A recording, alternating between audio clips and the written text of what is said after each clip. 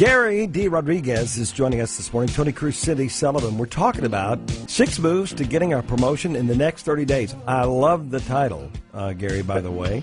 That's a good one, isn't it? Yeah, and I was surprised to learn that June is one of the best months to land a promotion. How is that? June oftentimes is right at the end of the fiscal year and planning starts. So there's a lot of companies that are actually planning out their next fiscal year around June. So then there's a budget consideration always when asking for a raise. So that can oftentimes be that for organizations. So let's talk about how you get that promotion. Gary, you got some advice for us? Absolutely. I mean, number one is you really must believe in yourself, and that comes out in attitude, that comes out in how you act and interact with others.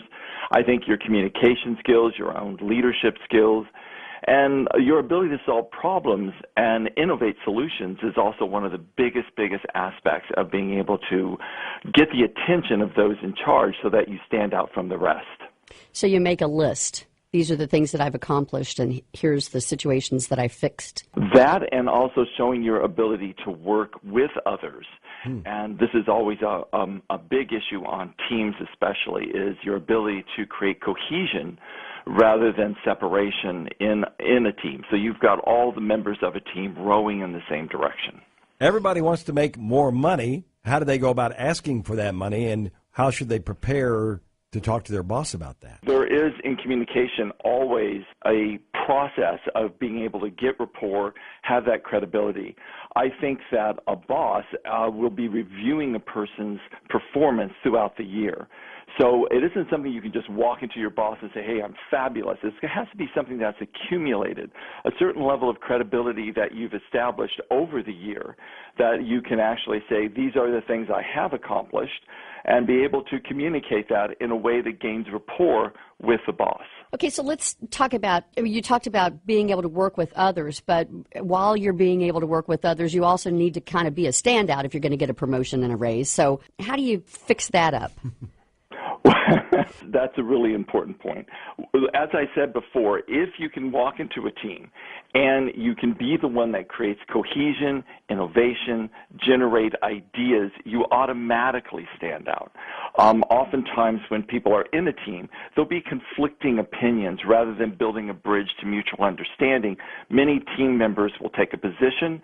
They'll say, this is how it is. They drive it forward based upon, their own need to either overpower or over-influence. A great team leader will be one that takes a perspective of other team members and actually reaches a point of conclusion, harvesting the ideas of everyone. So everybody feels like their voice was heard and everybody feels that their opinions were validated. A lot of team members will simply try to push their point through, which doesn't necessarily make a great leader. One of the things I'm always reminded about is the ability to evolve, particularly when it comes to technology, and willing to say yes to learning that technology. It's something that sometimes people get tired of doing, or they just never want to do it because, like you point out, this is the way we've always done it. There actually is different behavioral types that date back all the way back to Hippocrates, the father of modern medicine. There's 4 primary personality types, and the one that actually meets the technology inquisitor best is what they call a high C, a compliance individual who's very technically oriented. The other styles, the dominant style, which would be a D style, I'm speaking about the extended disc right now, is also very technically literate. The I style and the S style are more people-oriented, less technology-oriented. As a consequence, you're going to find a variety of different people in a team that are going to be more prone to technology and less prone to people.